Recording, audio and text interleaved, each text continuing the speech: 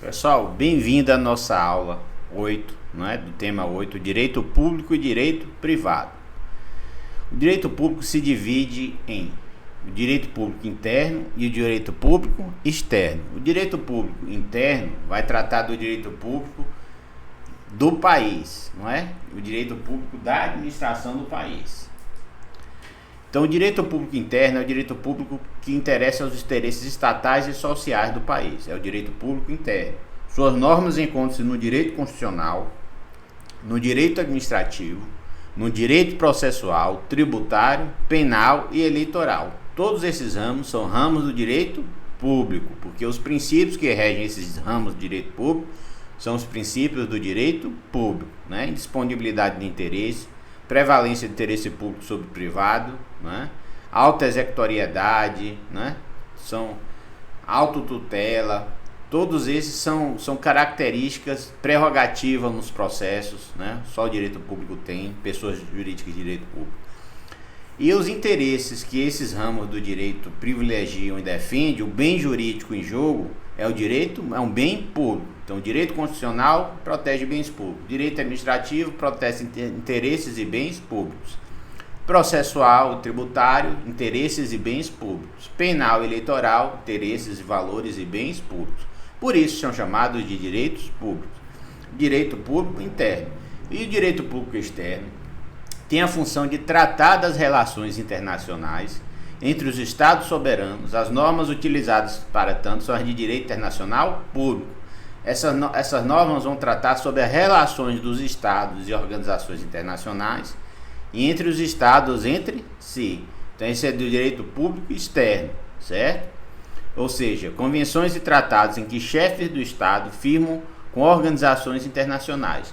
Então, tudo que for de soberania estatal, de país para país, ou de país para órgão, OEA, Organização dos Estados Americanos, OCDE, Banco Mundial, tudo aí é direito público externo. Quem é que vai tratar isso? Tratados internacionais ou organizações internacionais dos quais os países participam. Organização das Nações Unidas, ONU.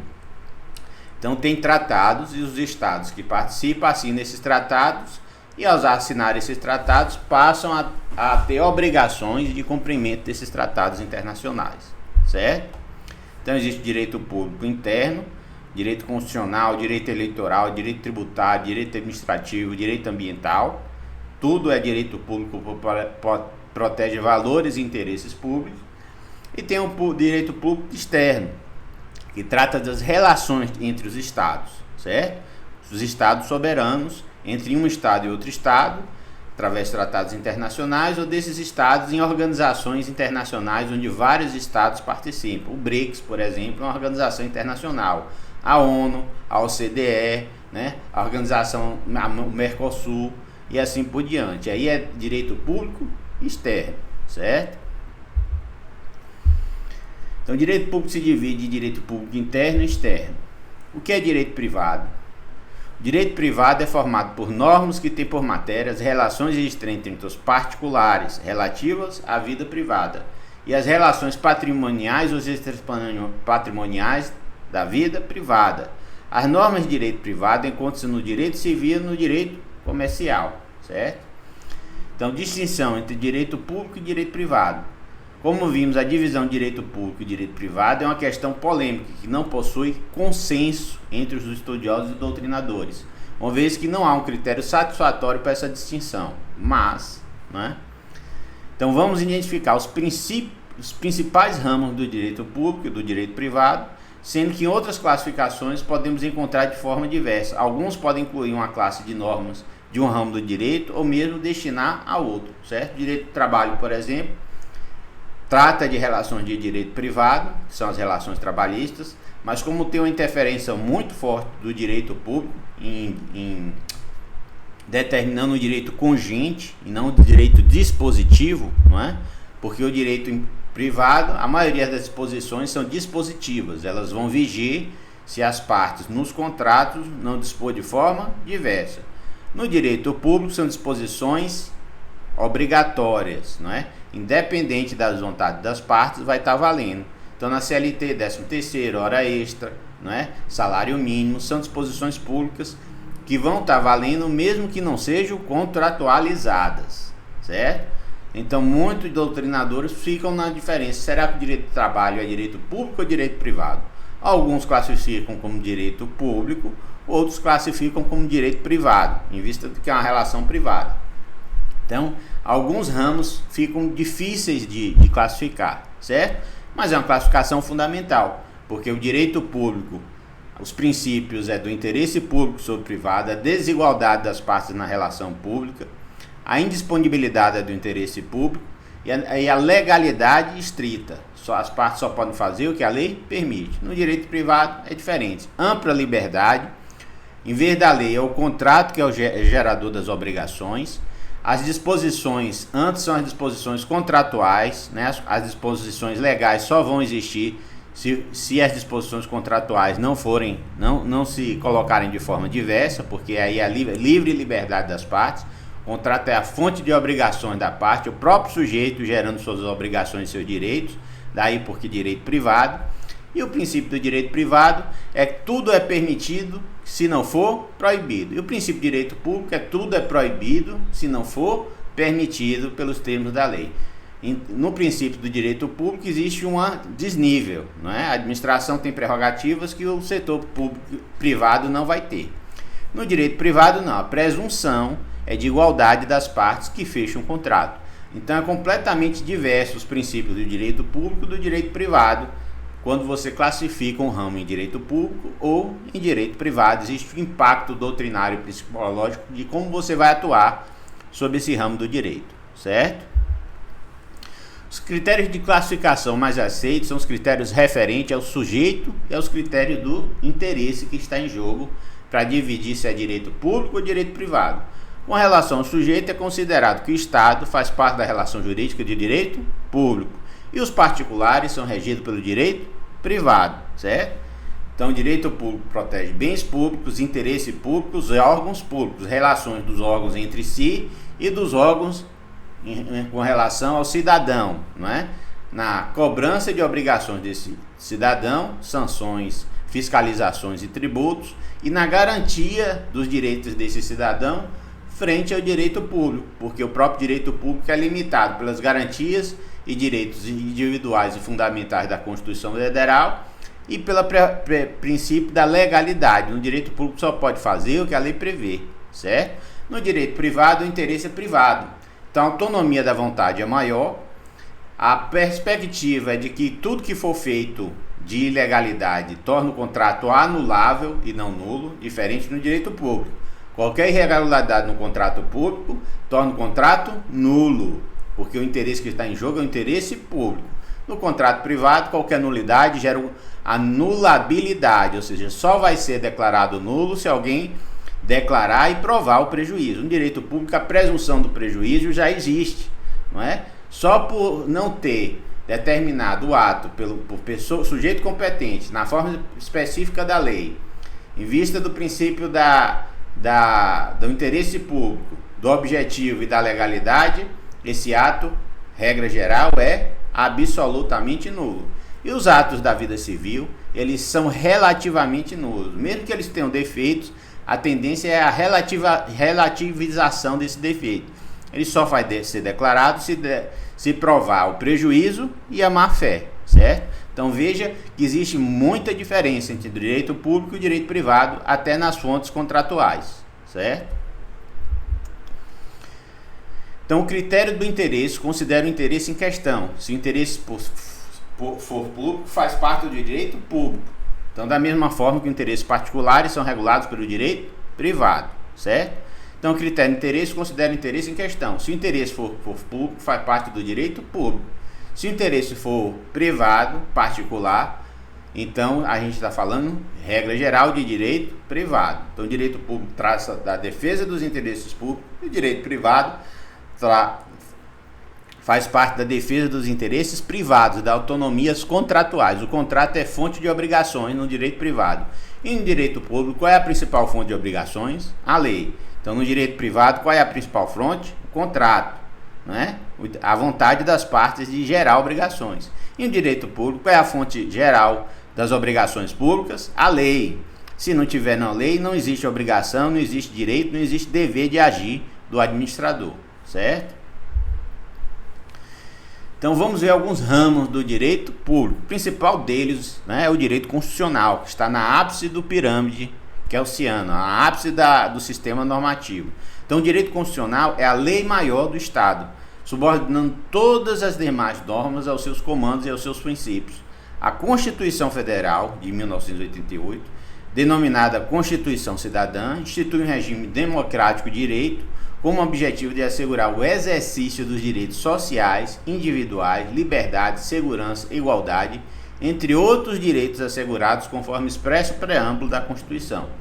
Então, nossa Constituição é garantista, ela traz as garantias da primeira geração, que é o Estado absenteísta, ou seja, o Estado não deve interferir na iniciativa privada, o Estado não deve interferir na liberdade individual, o Estado não deve interferir na propriedade. Então é a garantia contra o Estado, né? Garantia da inviolabilidade da propriedade privada, da liberdade, da igualdade, da livre expressão, da liberdade religiosa. Isso são direitos fundamentais de um Estado livre, laico, certo? E aí, nas gerações posteriores, na segunda geração, foi garantido os direitos sociais, e na terceira geração os direitos ambientais, não é? E os direitos das futuras gerações, ou seja, da quarta geração, que é os direitos difusos e coletivos. Então essas são as gerações de direitos. Primeira geração era de garantista. O Estado não viola meus direitos sem o devido processo legal. Eu não sou obrigado a fazer senão algo em virtude da lei. Se não tiver lei, eu não sou obrigado. Eu não posso ser sancionado sem o devido processo legal. São as garantias da Constituição, não é? O que é que visa garantir? Segurança, liberdade, igualdade, entre outros direitos associados conforme expresso o preâmbulo da Constituição, certo? Então, o direito constitucional é a lei maior do Estado, subordinando todas as demais normas no comando dos seus princípios, né? Direito processual. O direito processual é fundamental. Lembra do devido processo legal? Ninguém pode ser privado de bens e direitos, né, sem o devido processo legal. Ninguém pode ser sancionado sem o devido processo legal. Ninguém pode perder seus bens sem o devido processo legal, mesmo que tenha cometido uma infração penal ou administrativa. Ninguém pode perder sua liberdade sem o devido processo legal. Então, o direito processual é fundamental. É como o direito do devido processo legal, as garantias constitucionais vão ser defendidas factualmente, realmente nas relações jurídicas, né? Então, o direito processual é direito público e é fundamental para instrumentalizar o cidadão de suas garantias processuais e constitucionais. Então, as normas processuais regulam a organização do judiciário e do processo judicial, da relação do acusador e da defesa, não é? Do autor e do réu, no caso do direito processual penal, do Ministério Público e do advogado do réu que o defende contra a persecução criminal. Então, o direito processual vai tratar da organização judiciária, da distribuição da competência, ou seja, do juiz natural. Ninguém vai ser processado sem um juiz natural que já existe e vai ser distribuído, não é, o processo. Ele não vai saber qual é o juiz. Então, tem o princípio da isonomia, da igualdade, né? É, portanto, o instrumento que o titular do direito subjetivo utiliza para a obtenção do direito material. Então, o processo é fundamental para dar efetividade ao direito. Se o direito for violado, é garantido que nenhuma violação, ameaça a violação a direito, será retirado do exame do poder judiciário. Então, as normas processuais são de direito civil, penal, trabalho, entre outros procedimentos disponíveis. Então, o direito subjetivo utiliza a norma de direito processual para defender o direito material. O direito processual é uma norma instrumental à proteção de direitos materiais, certo? Então, o direito administrativo é o direito público por excelência, porque ele visa regular a atividade estatal, mesmo que ele reconheça prerrogativas, mesmo que ele reconheça um desnível na relação jurídica e prerrogativas em favor da administração pública. Isso é feito em prol do interesse público, nos limites da lei e nos termos da lei.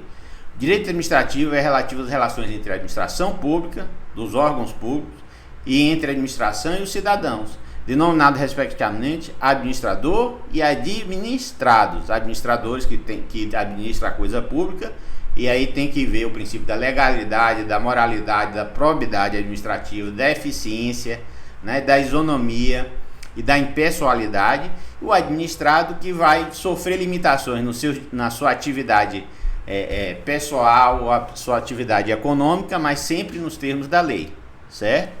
Então, seus assuntos são relacionados com o interesse público para o administrador público e traz temas como responsabilidade civil do Estado, poder de polícia do Estado, processo administrativo do Estado, lembra da garantia do devido processo legal? Também vale para o processo administrativo sancionador. Regula a fiscalização e conservação de bens públicos, né, que protege os bens públicos do Estado, do município e da União. Porque esses bens públicos são públicos e são de todos, certo? Direito penal é direito público por excelência, né? Foi um dos primeiros direitos a sofrer a influência das cartas constitucionais, né? De garantir que ninguém deveria ser processado sem o devido processo legal, que nula pena, nula crime sem lege, né? Se não existe pena, não existe crime sem lei prévia que o comine, que não existe possibilidade de prisão sem o devido processo legal. Essas foram as primeiras garantias que foram lutadas desde a Carta de João Sem Terra, no século XI, em 1200, né? Então essas só eram garantias contra o arbítrio estatal, contra naquela época o arbítrio real, contra o abuso de poder, né? Como se o cidadão tivesse que servir ao Estado e não o Estado ao cidadão, que foi a criação, né, da República, da Revolução dos Estados Unidos e em parte da Revolução da França, certo? Então, o direito penal trata das garantias de liberdade individual, que ninguém vai ser preso sem o devido processo legal e ninguém vai sofrer uma criminalização sem tipo específico e determinado que já exista antes da prática do ato, né? Ele não pode ser criminalizado depois. Para algum ato ser tido como tipicamente criminalizado, um ato típico penal, essa lei já deve existir antes da prática do ato, princípio da anterioridade penal, certo? E o direito penal vai garantir que ninguém vai ser processado sem o devido processo legal. O direito tributário regula os direitos de cobrar os tributos que a Constituição prevê, de competência da União, dos Estados e municípios. Esses tributos vão financiar as garantias e direitos individuais. Então todo mundo tem a obrigação de pagar para poder receber ele. E direito à saúde, direito à educação, direito à conservação das vias urbanas, direito à prestação do serviço público, não é? Gratuito quando for possível. Esses tributos é que vão financiar o Estado. Financiando o Estado vai ter recursos para prestar os serviços ao cidadão, certo? Então, direito tributário. Direito tributário é o conjunto de normas e princípios que regem a atividade financeira e é a relação entre o Estado, arrecadador de tributo, e o particular, contribuinte. O direito tributário vai dar as garantias e limitações ao poder de tributar. Então, o direito tributário, ainda que ele determine quais são as competências tributárias e as obrigações tributárias que os contribuintes vão gerar quando praticar atos da vida civil ou econômica, não é?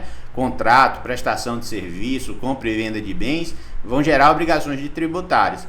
Essas obrigações tributárias só vão poder ser cobradas nos termos da Constituição, no termo do Código Tributário Nacional, ou seja, a lei vai determinar uma limitação ao poder de tributar, ao poder de cobrar o tributo, de lançar o tributo e de executar o tributo através da execução fiscal. Então, o direito tributário é fundamental para preservar o direito ao mínimo existencial do contribuinte, para que ele não seja expoliado através da cobrança escorçante de tributos muito grandes, com valores, não é? Que sufoque a atividade econômica de um país. Então, quanto menos tributos, melhor para a atividade econômica produzir, não é? Gerar mais emprego, gerar mais renda, mais produtos, mais serviços e a tributação aumentar em quantidade de atos tributáveis em vista da dinâmica dessa economia. Ou seja, tem tantas empresas e tantos serviços sendo tributados ao mesmo tempo que não precisa se tributar num valor alto de 10%, mais 5%, 4%, 3% e aí por diante. Ou seja, quanto menos tributo, mais a atividade tributária, a atividade econômica vai prosperar, e quanto mais prosperar, menor pode ser a carga tributária. Quanto menor a carga tributária, a gente tem um círculo virtuoso que vai alimentando a atividade econômica, certo? Então, ramos do direito privado. Critério de classificação que possui menos divergência relativo à posição do sujeito na relação jurídica. Então, no direito privado, a posição do sujeito é igualitária. No direito privado, a posição dos sujeitos, a presunção é que eles estão em posição igualitária. No direito público, não.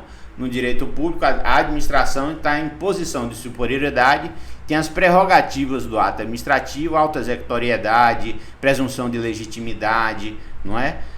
Autotutela, coisa que não vai existir na relação dos sujeitos privados. No direito público existe uma preferência, né, da administração quando vai se relacionar com as pessoas físicas e jurídicas, né, que vão se relacionar com a administração. Existe um desnível nessa relação jurídica.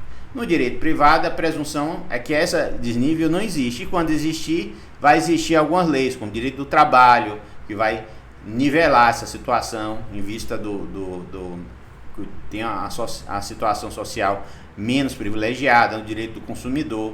Mas no direito privado, a regra é de liberdade de contratar e a presunção é que todos que estão contratando sabem o que estão contratando, têm capacidade jurídica para tanto.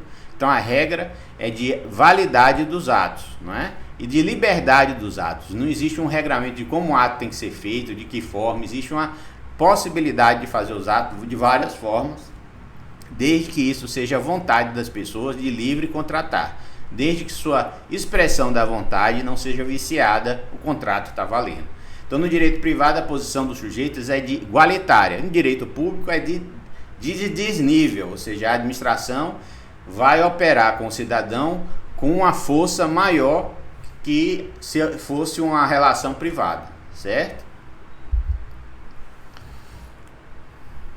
Então, o direito civil é o principal ramo do direito privado, composto por normas e princípios que regem as relações entre os particulares que possuem condições iguais, né? A presunção de direito privado é que todos são iguais perante a lei, todos atuam igualmente informados de seus direitos e garantias. Então, o direito civil estabelece o quê? Direitos e impõe obrigações no campo do interesse individual. Então, o direito civil disciplina os negócios jurídicos em geral, os direitos de família e sucessão, o estado das pessoas, as obrigações, os contratos, a propriedade e outros direitos reais. Então, o direito civil regula o nascimento, a morte, a sucessão, o direito de família, casamento, divórcio, a guarda, a tutela, a curatela, o nascimento das obrigações, a regulação mínima dos contratos para valer, regula a propriedade, os direitos reais de uso, os direitos reais de usufruto, né? E outros direitos reais. Então, o direito civil trata de tudo que o direito privado vai ter interesse em gerar de relações jurídicas. Então, o campo do direito privado é muito grande. Já viu a extensão do Código Civil? Hoje são quase 2.000 artigos, né? Mais do que 2.000 artigos.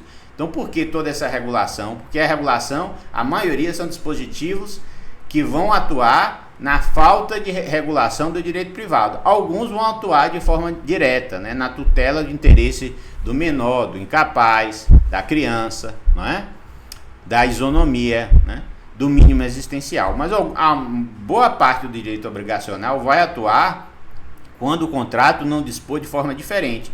Então, são normas dispositivas, não são normas de ordem pública. No direito público, a gente está perante um sistema normativo de normas de direito público. A aplicação é obrigatória, certo? E no direito privado, normas dispositivas, onde o direito civil empresarial, o direito privado, o direito civil, vai estar atuando no contrato, se o contrato não dispor de forma diferente. Então, veja a liberdade que a parte contratante tem, que não existe no direito público. No direito público só pode fazer o que a lei permite. E no direito privado pode fazer tudo, desde que a lei não proíba. Como a lei proíbe muito pouco, então o direito privado, a autonomia da vontade, a autonomia da livre iniciativa, a liberdade de expressão é muito ampla, certo? Outro ramo do direito privado é o direito empresarial.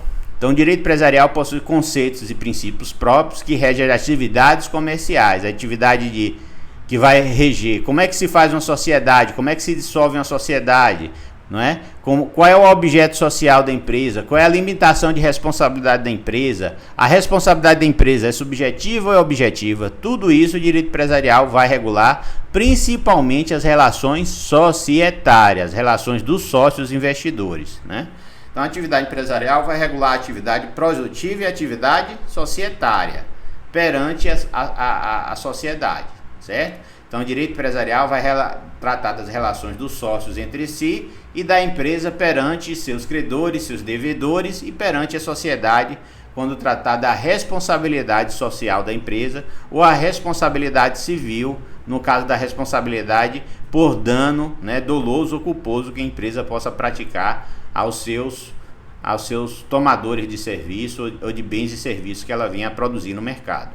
Então, o direito empresarial vai tratar de todos esses aspectos: direito societário, o direito da responsabilidade da empresa, o direito do credor, do devedor, os bens que podem ser penhorados, né? A responsabilidade da empresa por fraude a credores, tudo isso é direito empresarial, certo? As relações desenvolvidas na atividade de comércio também são reguladas pelo direito comercial, que é direito privado. Direito comercial ou direito empresarial é direito privado, por meio de suas leis e costumes utilizados. Então, observação: o direito privado também regula as relações entre particulares e entes públicos, quando este não está imbuído da supremacia do particular. Então, às vezes, o ente público, a empresa pública, a sociedade de economia mista, pode praticar atos privados. Nesses atos privados, o direito privado é que vai regular esses atos, ainda que sejam praticados por ente da administração indireta, certo? Ou da administração direta. Mas como é um ato tipicamente de direito privado, quem é que vai regular? É o direito privado, certo? Distinção entre direito público e direito privado. Quais são os princípios? A distinção entre o direito público e o direito privado não tem clara definição, como já verificamos, porém o conhecimento de alguns princípios básicos de cada ramo do direito pode ajudar nessa identificação. Então, no direito público encontramos princípios que são verdadeiras regras, né, porque devem ser aplicadas. Algumas positivadas, como a igualdade das relações entre Estados soberanos, que regula as relações entre direito internacional público. Os princípios básicos desse ramo são princípio da soberania e princípio da legalidade, né? Princípios do direito público, princípio da soberania, de acordo com o qual a administração exerce autoridade sobre os particulares, seus atos são congentes e imperativos, porém limitados pela lei. Então, a soberania também é observada nas relações com outros estados, princípio da soberania, de estado para estado, e o princípio da legalidade, que é o principal princípio do direito público. O princípio da legalidade visa regular a atividade da administração pública, entre os órgãos da administração pública e da administração pública entre o cidadão. Então, só pode fazer o que a lei permite. Então, o princípio da legalidade consiste na limitação da atuação pública. A administração pode fazer somente o que a lei permite, enquanto os particulares podem atuar de forma livre, desde que não seja proibido pela lei. Então, dessa forma, direitos e garantias fundamentais são resguardados. Então, dois princípios do direito público: direito à soberania do Estado-nação soberano, onde ele produz a própria lei, aplica a sua própria lei sem ingerência de outro Estado, e o princípio da legalidade, que a administração só pode agir nos termos da lei, diferente do direito privado, que pode fazer tudo desde que a lei não proíba. Então, no campo do direito privado, temos dois princípios: princípio da autonomia e princípio da publicização do direito privado. Qual é o princípio da autonomia? A autonomia que os particulares têm para desenvolver as relações conforme o seu interesse é limitada pela lei e pelos princípios do direito. Então, o princípio da autonomia determina que tudo pode ser feito no direito privado, desde que seja de boa fé, que não vulnere os princípios gerais do direito, a moral e os bons costumes. Então, tudo pode ser feito desde que a lei não proíba, não criminalize. Então, a autonomia os particulares têm para desenvolver o princípio da autonomia do direito privado, as relações conforme o seu interesse, é limitada pela lei e pelos princípios gerais do direito. Então, a limitação é menor.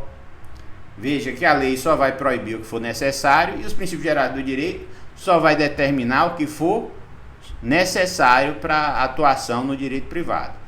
Publicização do direito privado. A publicização do direito privado consiste no fenômeno crescente de intervenção do Estado na esfera privada de interesses.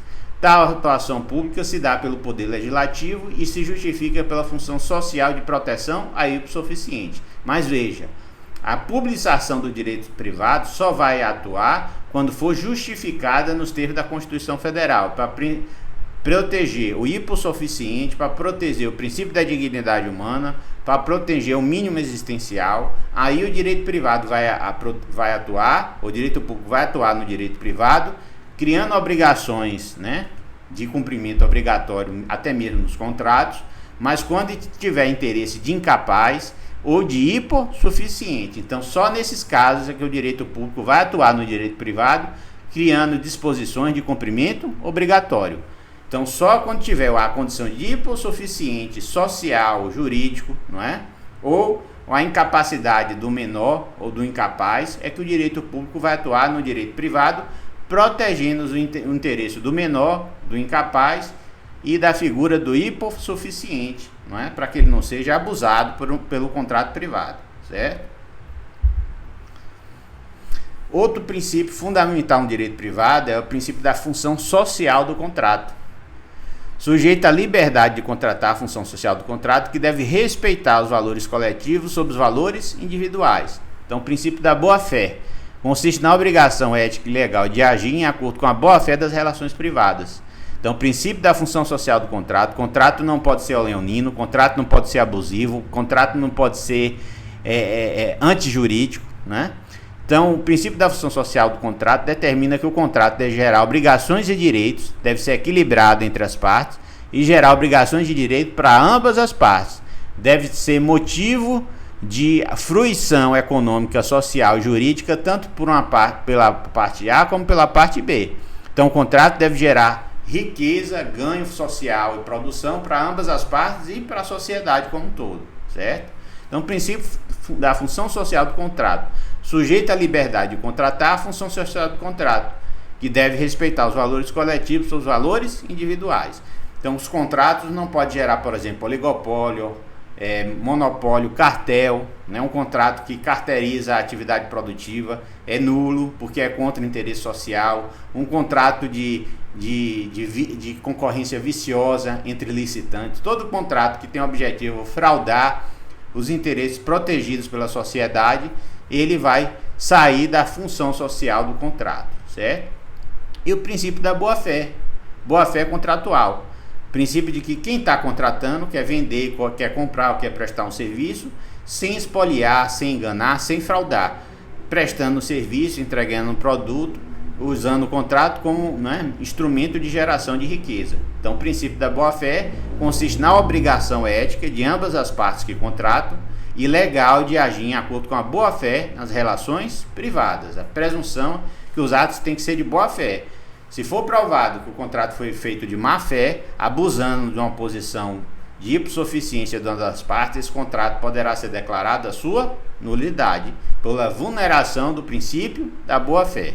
Então, o princípio da função social do contrato determina que as partes são livres para contratar, mas não podem ser espoliadas no contrato. O contrato não pode ser leonino, abusivo, não é? E deve gerar produtividade e riqueza também para a sociedade, e não só pelas partes contratantes. Então, o contrato de cartel vai ser declarado nulo, contrato de fraude de licitação é um contrato abusivo, nulo, não é? E o princípio da boa-fé: nas relações privadas, todos devem atuar buscando seus interesses sem vulnerar ou exterminar o interesse das partes contratantes. O contrato deve ser equilibrado, pacta sunt servanda, certo? O contrato é lei entre as partes, desde que não seja leonino, abusivo, fraudulento. Então, as instituições de direito público e de privado significam o conjunto de normas, instituições de direito público e privado, representa um conjunto de normas jurídicas criadas pelo Estado com a finalidade de disciplinar as relações externas das pessoas no meio social. Esse conjunto de normas impostas pelo Estado é dividido para fins didáticos em dois grandes grupos: normas de direito público, e a gente já viu os princípios da norma de direito público, princípio da legalidade, princípio da indisponibilidade do interesse público, e normas de direito privado, princípio da boa-fé jurídica, princípio da liberdade contratual, princípio da boa-fé objetiva, usando o contrato como meio de expressão da liberdade de contratar, expressão da liberdade de desenvolver atividade econômica e da livre iniciativa, certo? Então, para distinguir tais normas, instituições de direito público e instituições de direito privado, a doutrina parte do pressuposto que a norma jurídica regula as relações entre pessoas na sociedade. Portanto, Para se fazer a diferenciação das normas, basta caracterizar quais os sujeitos que se interrelacionam. Se são sujeitos de direito público, as normas são de direito público. Se são sujeitos, pessoas jurídicas ou pessoas físicas de direito privado, se relacionando, as normas são de direito privado. Então, para saber se é norma de direito público ou norma de direito privado, a doutrina diz que o melhor critério é determinar quais são as partes que estão envolvidas. Se são partes de direito público, são normas de direito público. São partes, sujeito físico, empresa, pessoa jurídica ou física de direito privado, as normas que vão ser chamadas a atuar é normas de direito privado, porque as partes são privadas, certo? Então, a norma pertencerá à massa do direito público se um dos sujeitos for o Estado da relação com seus súditos ou com outros Estados, no exercício do seu poder soberano. Portanto, normas de direito público são aquelas que envolvem a participação do Estado, ou seja, que regula a relação entre o que o poder público é parte. Toda vez que o poder público participar da relação, vai estar a regra geral sendo participando de relações de direito público. Por quê? Porque o sujeito é público, é município, Estado, a União, administração direta e indireta, é o direito público que vai estar atuando, certo? Excepcionalmente, direito privado é empresa pública, quando pratica atos privados, e empresa de economia mista, quando pratica atos de direito privado. Mas, regra geral, sujeitos de direito público participou da relação, direito público. Sujeitos de direito privado participou da relação, direito privado, certo? Por outro lado, a norma pertencerá ao direito privado se os sujeitos envolvidos na relação jurídica forem particulares, sem que haja qualquer envolvimento do poder público. Então, normas de direito privado são aquelas que disciplinam as relações entre particulares sem a participação do Estado.